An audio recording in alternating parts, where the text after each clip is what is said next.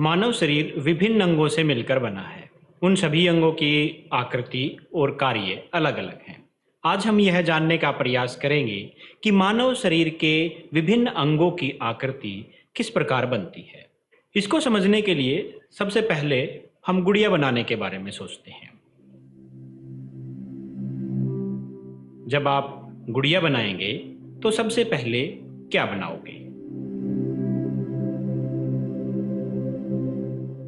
संभवतः आपका उत्तर होगा कि गुड़िया बनाते वक्त सबसे पहले हम एक ऐसे ढांचे का निर्माण करेंगे जिसके ऊपर गुड़िया के दूसरे अंगों को बनाया जा सके।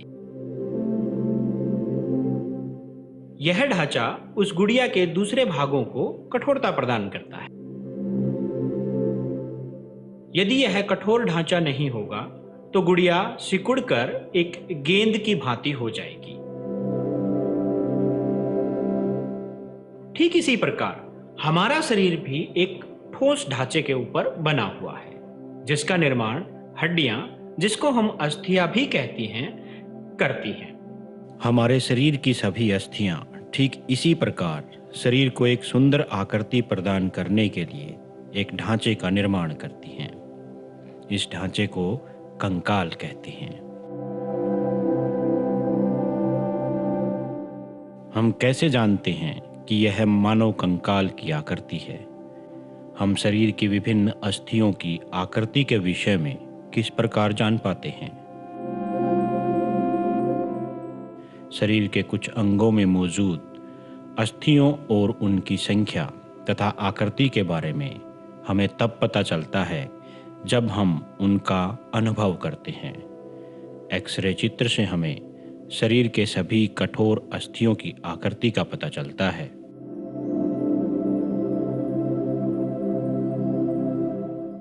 क्या कभी आपका अथवा आपके परिवार के किसी सदस्य का एक्सरे हुआ है?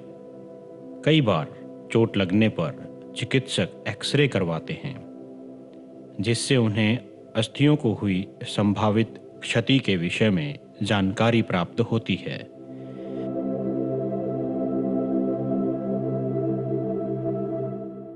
एक्सरे चित्र से हमें शरीर की अस्थियों की आकृति का पता चलता है। अपनी उंगलियों को मोड़िए। क्या आप उन्हें प्रत्येक संधि स्थल पर मोड़ सकते हैं?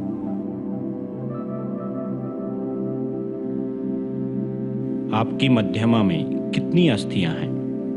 अपनी हथेली के पिछले भाग का स्पर्श करके अनुभव कीजिए। क्या इसमें अनेक अस्थियां हैं? क्या आपकी कलाई लचीली है? यह अनेक छोटी छोटी अस्थियों से बनी है, जिन्हें कार्पेल कहते हैं।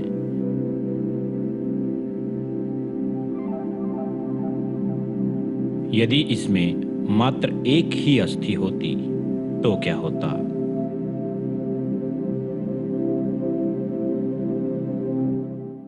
गहरी सांस भरकर इसे कुछ समय तक रोके रखिए। अपने वक्ष एवं पीठ को हल्के से दबाकर अपनी अस्थियों का अनुभव कीजिए। जितनी पसलियों को आप गिन सकते हैं, गिन लीजिए। इस चित्र को ध्यान से देखिए और वक्ष की अस्थियों की तुलना अभी जो आपने कार्य किया उससे कीजिए। हम देखते हैं पसलियां विशेष रूप से मुड़ी हुई हैं।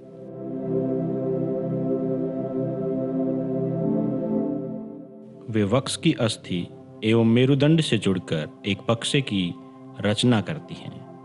इस शंकुरूपी बक्से को पसली पिंजर कहते हैं। वक्ष के दोनों तरफ 12 पसलियां होती हैं। हमारे शरीर के कुछ महत्वपूर्ण अंग इसमें सुरक्षित रहते हैं।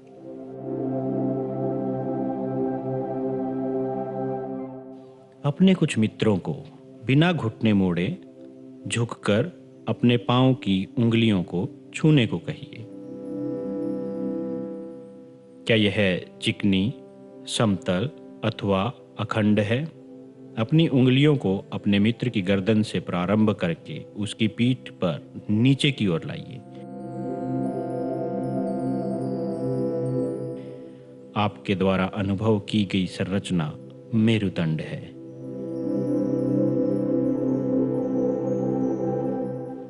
यह अनेक छोटी छोटी अस्थियों से बना है जिसे कशेरुका कहते हैं। मेरुदंड 33 कशेरुओं का बना होता है। पसली पिंजर भी वक्ष क्षेत्र की इन अस्थियों से जुड़ा है।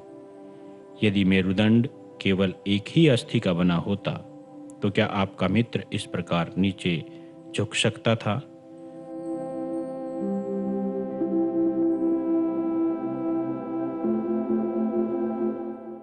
अपने मित्र को खड़े होकर दोनों हाथों से किसी दीवार को धक्का लगाने के लिए कहिए। उससे कहिए वह अपने दोनों हाथों से दीवार पर धक्का लगाने का प्रयास करें। क्या आपको उसके कंधों के समीप 2 उभरी हुई अस्थियां दिखाई देती हैं? इन्हें कंधे की अस्थियां कहते हैं।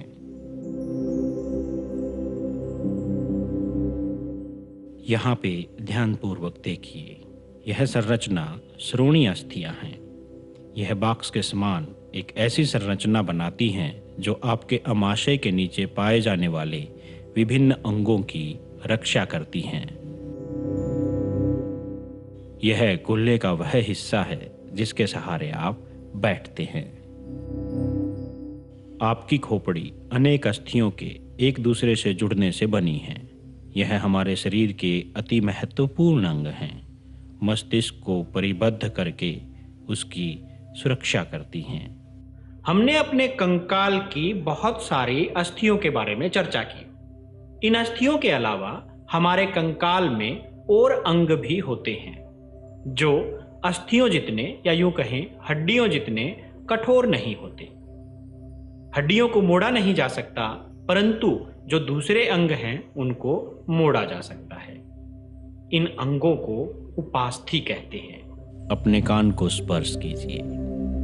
क्या आप किसी कठोर अस्थि भाग का अनुभव करते हैं जिसे मोड़ा जा सके?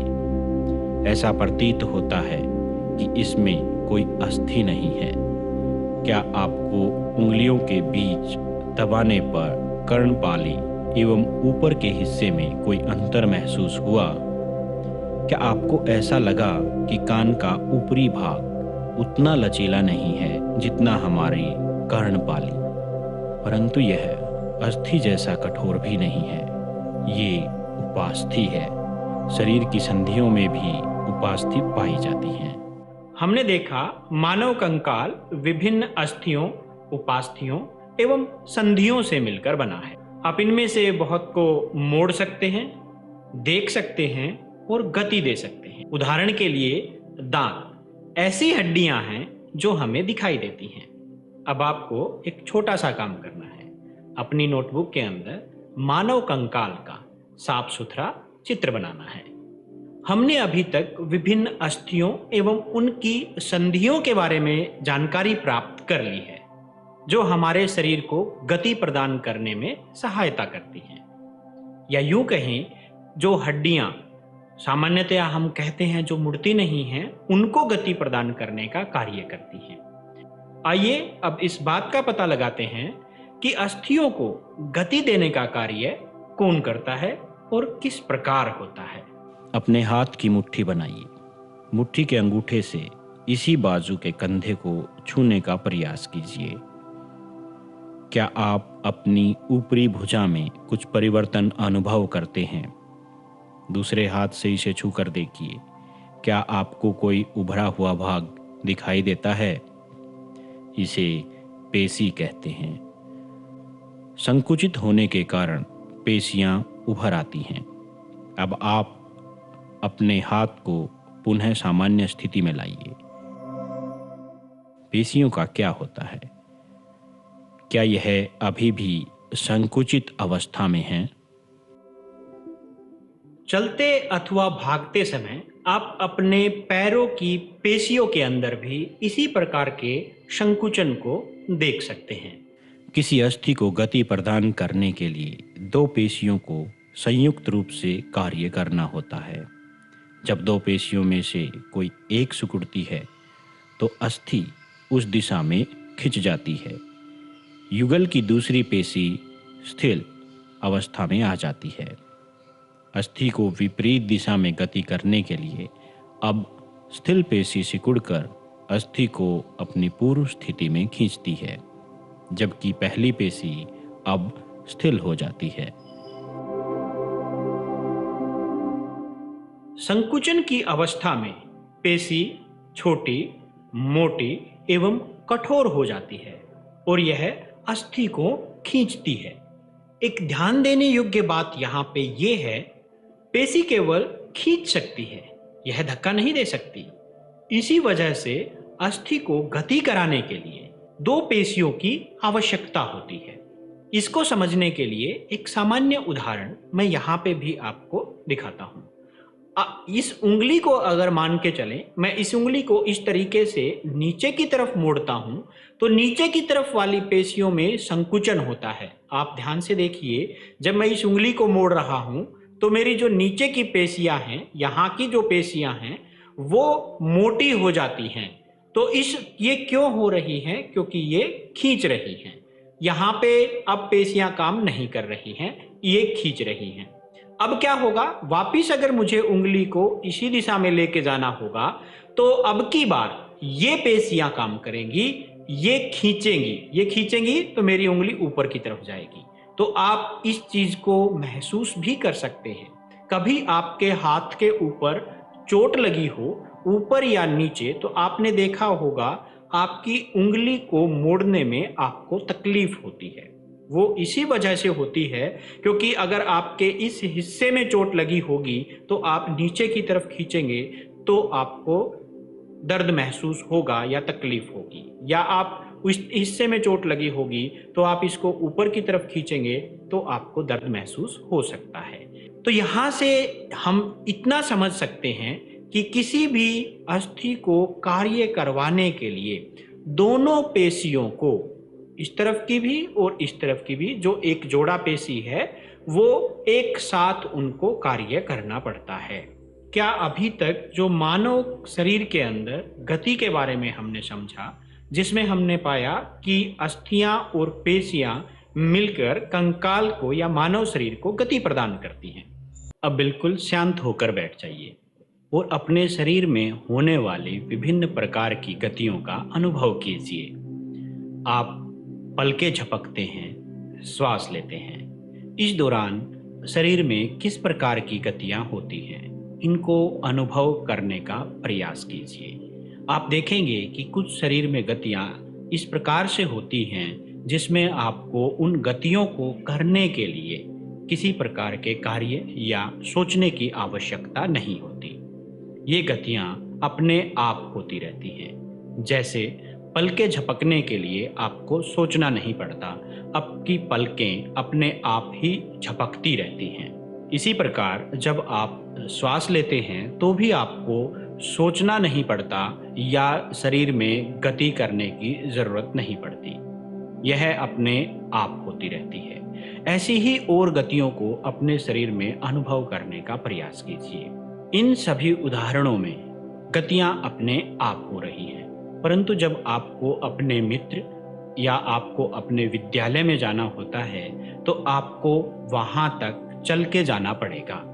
इसी प्रकार जब आप पानी पीते हैं तो आपको गिलास उठाने के लिए अपने हाथ का इस्तेमाल करना पड़ता है।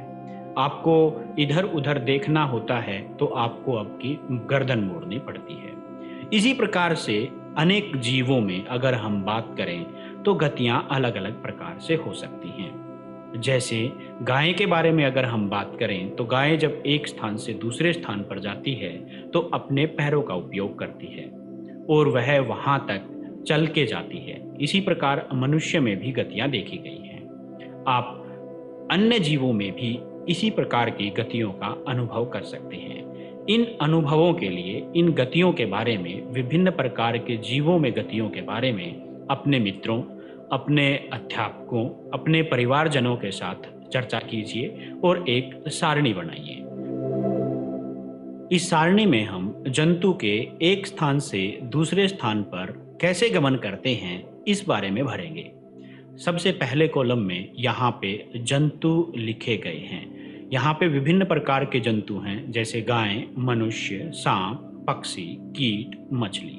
आप चाहें तो और जंतु भी इसमें जोड़ सकते हैं। अपने परिवारजनों या अपने मित्रों या अपने अध्यापकों से चर्चा करके, या आपको भी स्वतः ज्ञात होता है तो इसमें अन्य जंतु भी आप जोड़ सकते हैं। गमन में प्रयुक्त होने वाला भाग या अंग, जो दूसरा कॉलम है, यहाँ पे हम किस भाग का, शरीर के किस अंग का इस्तेमाल करते हैं एक स्थान से दूसरे स्थान पर जाने के लिए। यहाँ पे गमन का मतलब होता है एक जगह से दूसरी जगह पे जाना। तो यहाँ पे जैसे गाय की हमने चर्चा की, वो पैरों से चल के एक जगह से दूसरे जगह पे जाती है, तो इस तरह से उसने गमन करने के लिए पैरों का इस्तेमाल किया। तो यहाँ पे आप शरीर का कौन सा अंग इस्तेमाल होता है वो आपको इस कॉलम के अंदर भरने हैं। जैसे मनुष्य के बारे में लिखेंगे, सांप की अगर हम बात करें तो वो संपूर्ण शरीर के साथ चलता है, उसका पूरा शरीर चलता है, तो यहाँ पे संपूर्ण शरीर लिखा। इसी तरह अन्य जीवों के लिए भी आप लिखेंगे। तीसरा कॉलम जो बना हुआ है वो जंतु कैसे गमन करते हैं। दूसरे कॉलम में हमने प्रयुक्त होने वाले अंग थे, और जो तीसरे कॉलम है उसके अंदर हम वो कैसे गमन करेंगे यह चर्चा करेंगे। यहाँ पे आपको भरना है गाय। गाय कैसे गमन करती है, वो चल के जाती है। जैसे कोई अन्य जीव पानी में तैरता है, सांप रेंगता है, तो वो किस प्रकार से गमन करता है, उसका गमन करने का तरीका क्या है, इस बारे में हमें तीसरा कॉलम है इसके अंदर भरना है। इस सारणी को भर लेने के पश्चात आइए अब मानव शरीर में होने वाली विभिन्न प्रकार की गतियों को समझते हैं। आप अपने मित्र, अपने परिजनों या अपने शरीर को भी ध्यानपूर्वक गति करते हुए देख सकते हैं।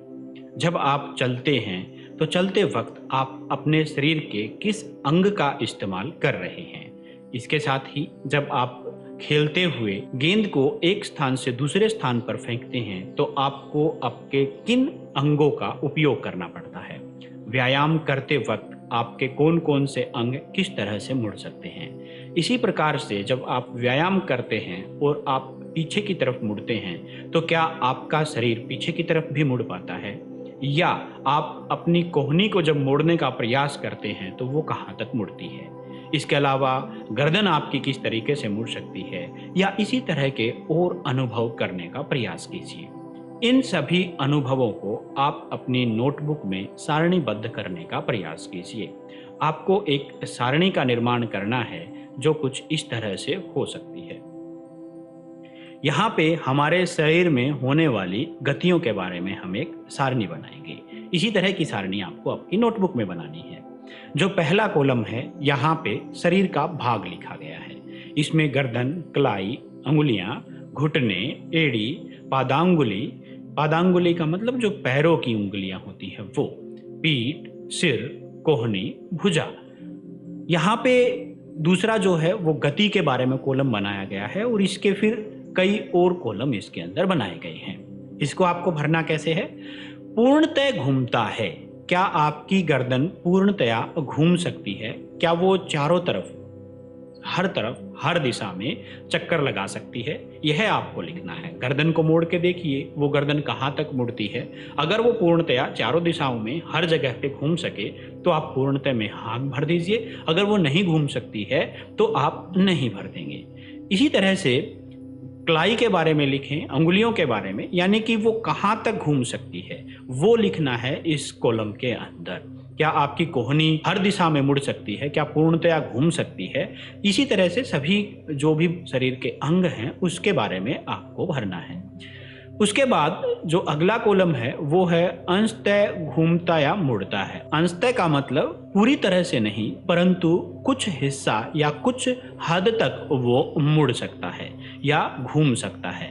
जैसे गर्दन, हमारी गर्दन, आपको पता है कि गर्दन हमारी इस तरह से इसके बाद नहीं मुड़ सकती। इसी तरीके से मैं इस तरफ मोड़ूं तो इसके बाद गर्दन मोड़ना मुश्किल हो जाता है। तो आपको यहाँ पे सारणी के अंदर अंशतः या कुछ हद तक ही मुड़ सकता है में हाँ भरना है। उसी तरह से कलाई, अंगुलियां, घुटने आदि के बारे में आप इस कॉलम के अंदर लिखते चले जाएंगे। उसके बाद झुकता है, कौन सा शरीर का हिस्सा, कौन सा अंग, जैसे गर्दन झुक सकती है, कलाई झुक सकती है, उंगलियां झुक सकती है या नहीं, घुटने झुक सकते हैं या नहीं, वो कितना झुक सकता है, इसके बारे में आपको विभिन्न अंगों, शरीर के अलग अलग अंगों के बारे में जानकारी यहाँ पे आपको भरनी है। उसके बाद आपको उठता है, गर्दन क्या ऊपर की तरफ उठ सकती है, ये आप इसके बारे में इस कॉलम के अंदर भरेंगे। कलाई आपकी क्या ऊपर की तरफ उठ सकती है, उंगलियां आपकी क्या ऊपर की तरफ उठ पाती हैं, घुटने आपके किस तरीके से कहाँ तक उठ पाते हैं, उठ पाएंगे या नहीं, वो यहाँ पे हाँ या ना में आपको भरना है। एड़ी आपकी, पादांगुली, पीठ, सिर, कोहनी, भुजा, इन सब के बारे में जानकारी आपको इस कॉलम में भरनी है।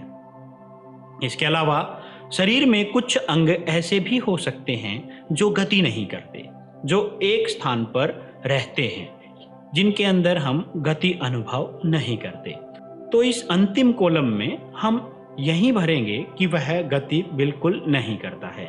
यहाँ गर्दन अगर बिल्कुल गति नहीं करती तो आप हाँ करेंगे, परंतु गर्दन तो मुड़ सकती है, इसलिए यहाँ पे गर्दन बिल्कुल गति नहीं करता, हम यहाँ पे नहीं भरेंगे।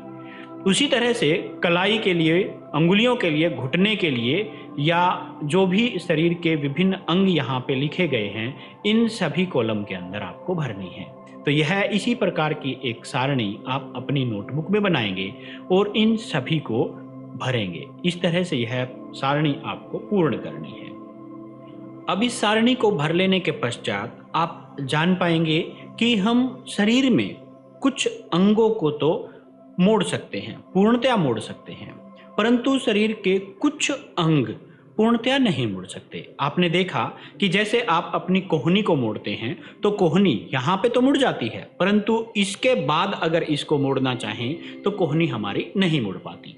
तो इसी तरह से आप अपनी उंगलियों को देखें तो आप अपनी उंगलियों को इस तरफ तो मोड़ सकते हैं, परंतु आप उंगलियों को ऐसे करके मोड़ना चाहेंगे तो फिर ये नहीं मुड़ पाती। तो ये क्या कारण है, इसके पीछे क्या वजह हो सकती हैं, क्या कारण हो सकते हैं, यह हम अब जानने का प्रयास करेंगे। तो चलिए उसके बारे में चर्चा करते हैं। आइए अब गतियों को समझने का प्रयास करें। यहाँ पे एक बच्चा आपको दिखाई दे रहा है जिसके साथ में लकड़ी का एक यह फट्टा बांध दिया गया है, उसके हाथ पे, यहाँ पे इन दोनों जगहों पे बांधा गया है। अब आप अंदाजा लगा सकते हैं यहाँ से कि क्या यह अपनी कोहनी को मोड़ पाएगा, क्या यह अपनी भुजा को मोड़ पाएगा।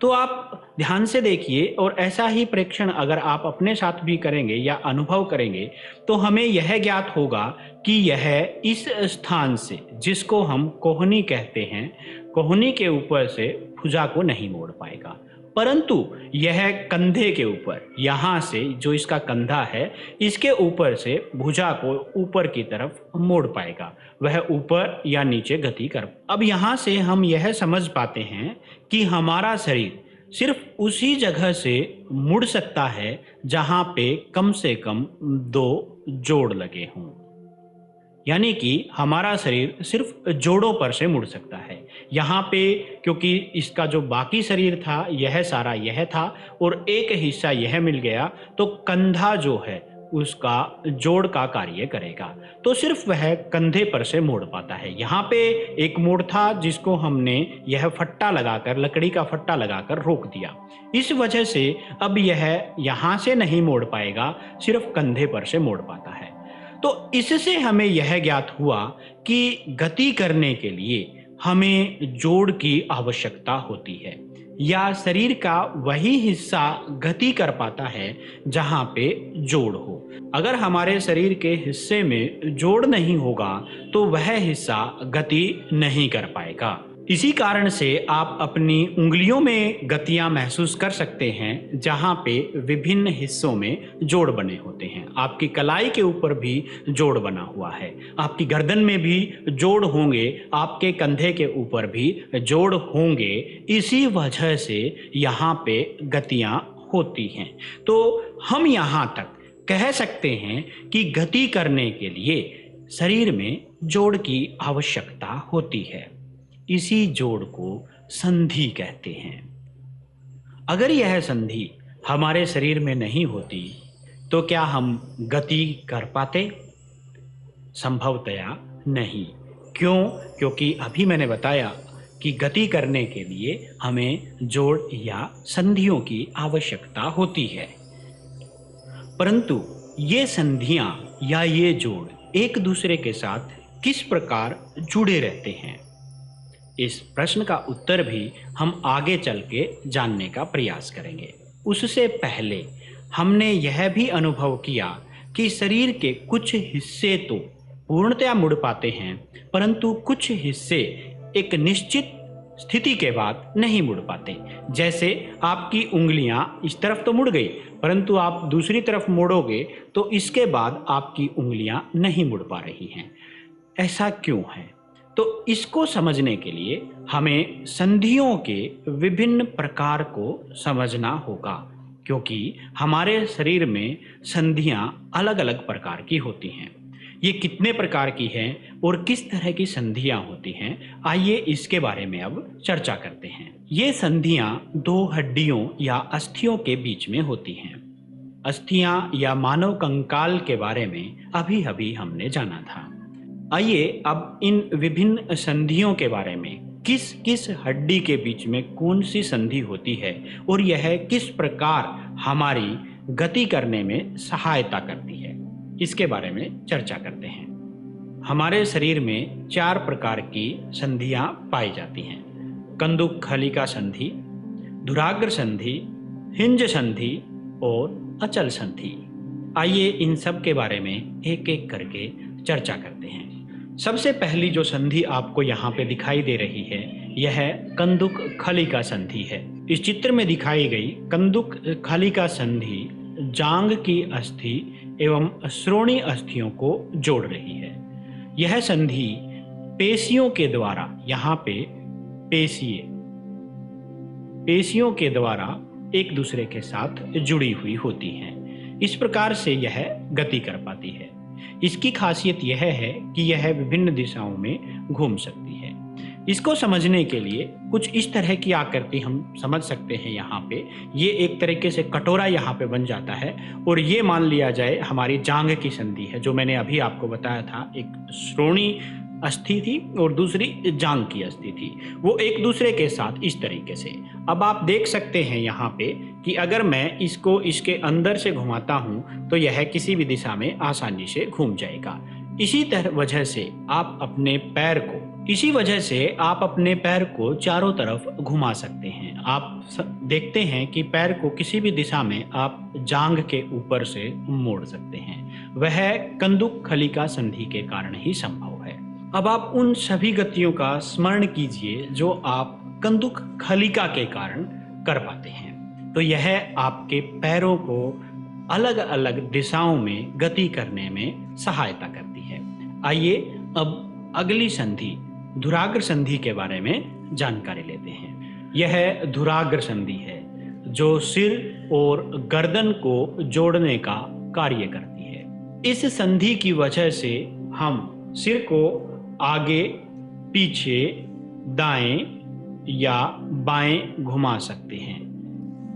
धुराग्र संधि में यह बेलनाकार अस्थि एक छल्ले के अंदर घूमती है। हमारी गर्दन को इधर उधर मोड़ना, इधर ऊपर नीचे होना, यह धुराग्र संधि की वजह से ही संभव हो पाता है। आप धुराग्र संधि की इस गति को अपने आप करके भी अनुभव कर सकते हैं।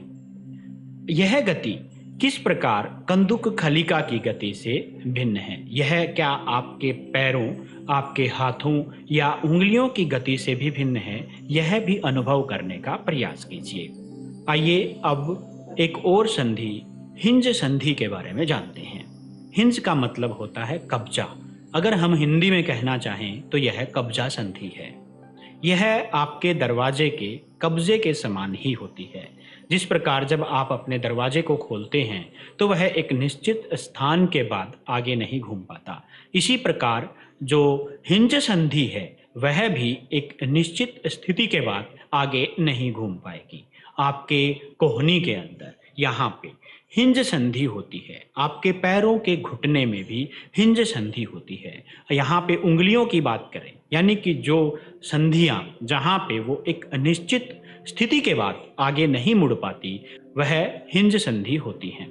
आइए अब इस हिंज संधि को देखें। यह घुटने की हिंज संधि है। यहाँ पे यह घुटना है हमारा। अब आप देखते हैं कि घुटने को सिर्फ एक दिशा में यहाँ तक तो हम मोड़ सकते हैं, आप अपने पैर को बिल्कुल सीधा कर सकते हैं, परंतु इससे आगे यह नहीं जा पाती। तो यहाँ तक ही यह मुड़ पाती है, एक निश्चित स्थिति तक मुड़ पाती है।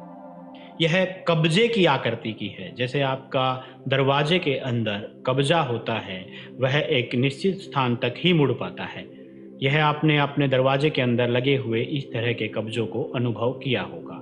यह भी एक निश्चित स्थान तक ही मुड़ पाता है। उसी प्रकार यह संधि भी एक निश्चित स्थान तक ही मुड़ पाती है। हिंज संधि से सिर्फ एक ही दिशा में आगे या पीछे गति हो सकती है। आप इसके अन्य उदाहरण भी नोट कर सकते हैं। आइए अब हम हमारे शरीर में एक और संधि के बारे में चर्चा करते हैं। यह है अचल संधि। अचल नाम से ही पता चल रहा है जो चल ना सके, जो एक जगह पे स्थिर रहे। तो फिर क्या ऐसी संधि की हमारे शरीर में आवश्यकता थी, और यह होती कहाँ पे है जो चलती नहीं है? तो चलिए इसको देखते हैं। यह मानव खोपड़ी है। मानव खोपड़ी के अंदर आप देख रहे हैं यहाँ पे जबड़ा होता है, जिसके अंदर हमारे दांत, जीभ आदि चीज़ें होती हैं। क्योंकि दांत अस्थियां हैं और जीभ सिर्फ पेशीय होती है, तो यहाँ पे मैंने सिर्फ अस्थियां आपको दिखाई हैं। यह हमारे शरीर का या हमारे जबड़े का ऊपरी हिस्सा है। इसका जो ऊपरी हिस्सा है और यहाँ पे जो ये संधि पाई जाती है, तो यहाँ पे इस संधि को यहाँ से आपने महसूस किया होगा कि जब आप खाते हैं या आप बोलते वक्त आपके जबड़े का सिर्फ नीचे वाला हिस्सा, सिर्फ ये हिस्सा जो आपके नीचे वाले दांत हैं, ये ऊपर या नीचे की तरफ होता है। तो सिर्फ जो गति होती है वो इसी हिस्से के अंदर, सिर्फ इसी हिस्से में हो पाती है। आप ऊपरी हिस्से के अंदर गति नहीं करवा पाते। इसी वजह से यह संधि जहाँ पे ऊपर की तरफ किसी प्रकार की गति नहीं होती, इसको हम कहते हैं अचल संधि। तो यह अचल संधि है क्योंकि यह चलती नहीं है, इस वजह से इसका नाम अचल संबंधी रखा गया है। यह जबड़े एवं कपाल के मध्य में होती है। तो यहाँ तक हमने मानव कंकाल और विभिन्न संधियों और मानव शरीर में गति के लिए वो किस प्रकार सहायक हैं के बारे में चर्चा की। आप देखते थे कि मानव कंकाल हमारे शरीर को ठोस रूप या ढांचा प्रदान करता है, जो शरीर हमारा दिखाई देता है। हम सीधे खड़े हो पाते हैं, हम अपने आप को ठोस रूप दे पाते हैं, वो कंकाल के कारण है। मैंने आपको बताया था कि शरीर में विभिन्न गतियाँ जो अपने आप होती हैं और कुछ गतियाँ ऐसी होती हैं जो हम करते हैं। जो अपने आप होती हैं उसमें सामान्यतया हड्डियाँ नहीं होती, वहाँ पे पेशीय गति होती है। हमारे शरीर में विभिन्न प्रकार की पेशियाँ या उपास्थियाँ होती हैं। वह भी शरीर को आकृति प्रदान करने में या एक स्थान से दूसरे स्थान में गति करने में, या यूँ कहें हमारे शरीर को गति करवाने व उसको आकृति देने में हमारी सहायता करती हैं। अस्थियों में गति के बारे में हमने चर्चा की कि अस्थियों में जो गतियाँ होती हैं वह पेशियों के कारण हो पाती हैं, और जो दूसरा कारण था वह संधि था, क्योंकि शरीर में जहाँ पर जोड़ होगा गति वहीं पे संभव है, और जोड़ने वाली हड्डियों को हमने संधि कहा था। सिर्फ हड्डियों से संधि नहीं बनती, संधि के लिए पेशियों की आवश्यकता या उपास्थियों की आवश्यकता होती है, जो उनको एक दूसरे के साथ जोड़े रखती है। मान के चलिए अगर आपकी उंगलियों के बीच में पेशियाँ उपास्थियाँ नहीं होती तो क्या यह यहाँ रुक पाती? हम इसको खींचते, और जैसे हमने आरंभ में देखा था, एक्सरे में देखा था कि हड्डियाँ टूटी हुई मिलती हैं, तो यह एक दूसरे के साथ जुड़ी हुई नहीं, टूटी हुई इधर उधर या हमारी संरचना इस तरह की नहीं मिलती। तो हमारे शरीर को बनाने में अस्थियों, उपास्थियों और मांसपेशियों का योगदान होता है। इसके साथ ही हमारे शरीर को गति देने में भी इन तीनों का योगदान होता है। तीनों चीज़ें अस्थियां, उपास्थियां एवं मांसपेशियां मिलकर मानव शरीर को गति देती हैं, उसको जीवंत रूप देती हैं। तो क्या सिर्फ यह मानवों में ही होता है? अन्य जंतुओं में यह किस प्रकार होता है? क्या उनके अंदर भी अस्थि, उपास्थि या पेशियां होती हैं? क्या सभी जीवों में इसी तरह की पेशियां होती हैं? और अगर किसी जंतु में अस्थियां नहीं होती तो फिर क्या वो गति कर पाएंगे? तो यह सारी चीजें हम अगले वीडियो में जानेंगे। तो अभी तक जितनी भी संधियों के बारे में हमने चर्चा की, उन सभी संधियों के साफ सुथरे चित्र आपको अपनी नोटबुक के अंदर बनाने हैं और उनके बारे में, वह संधियां क्या हैं और किस प्रकार कार्य करती हैं, किन किन हड्डियों के बीच में वो है संधियां हैं, इसके बारे में भी आपको आपकी नोटबुक के अंदर लिखना है। तो आज के लिए इतना ही। धन्यवाद।